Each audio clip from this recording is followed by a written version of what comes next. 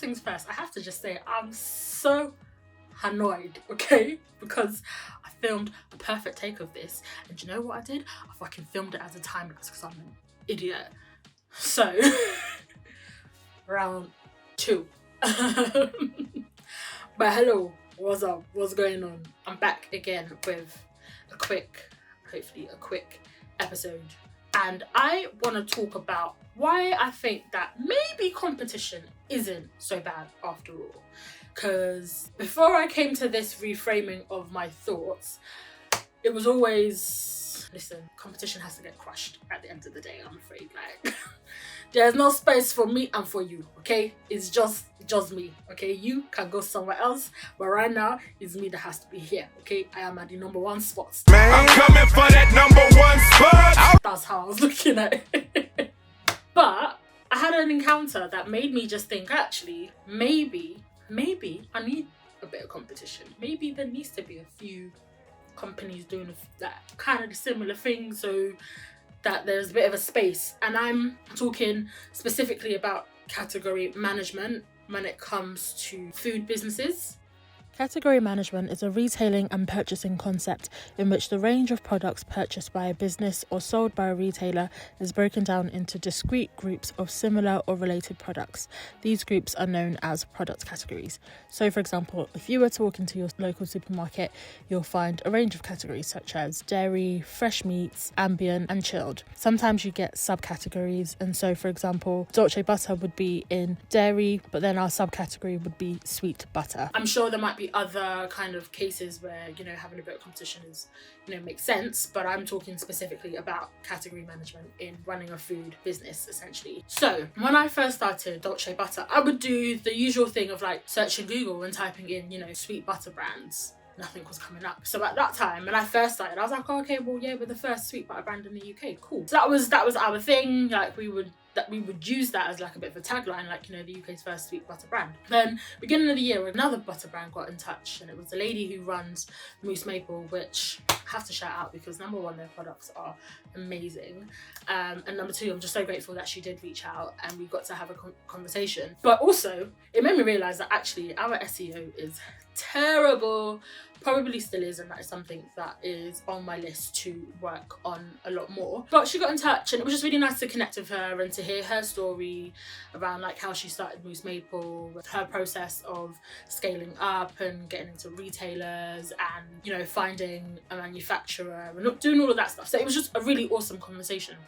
And at first I was a bit like I remember she asked a question around whether I'd got the trademark, and bear in mind, I believe she works in law of some sort, and I just thought, why ask me if I've got my trademark then? Being as arrogant as shit.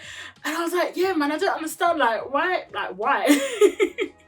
But actually, the more she was talking, it changed the way that I thought about competition. She was basically saying, she was talking about the process of some of the conversations she has had with buyers at supermarkets in the past, where it's like, okay, cool, you've got a great product, but like, what's your category? Like, who else is like, there isn't anybody else doing what you do, so like, where do I place you? And like, I feel like in a lot of places there's this whole thing of like, you want to be the first and you want to be the only, right? But sometimes actually there needs to be a few of you for people to A, recognize and kind of take notice, and B, for you to be best placed. And I think definitely in this situation, you know, she was saying there needs to be a lot more of us, so that when we are going into these conversations, you know, retailers can see that there is a bit of a category growing here and can take better notice. And it just, yeah, I'd never thought about it that way, because like I said, it was fire bun competition all day, every day. But I really appreciated her taking that time to share that with me, and for helping me reframe the way that I look at competition, and the way that I think a lot of us should perhaps look at competition. One thing it did kind of make me realise, and I still think about this, and part of us kind of taking a break in the next couple of months is to really think about how we build up the different use cases of the brand, is the fact that because we are a new category, there is a brand awareness piece that we have to do. Because when people think butter, they just think, yeah, cool, I'm going to put it on my toast, I'm going to put it on my bagel, I'm going to bake with it. But I think when you think about sweet butter, like, it's been so interesting hearing how different customers have used our products. So whether it's someone telling me that they've used used the lemon in a fish dish that they've made, or we had another customer talk about using the ginger honey and butter in like roasted vegetables. You know, there are so many different ways that the product can be used, and I think that's probably key to a lot of the work that I want to do in the new year, which is around being able to show the different ways that the product can be enjoyed, and like it not being restricted to just baking and toasts and bagels and stuff. So I'm really aware of that. And I guess also just like the fact that there is totally strength in numbers. Everyone, like no one can take your product away from you. Nobody can take your brand origin story away from you. No one can replicate that.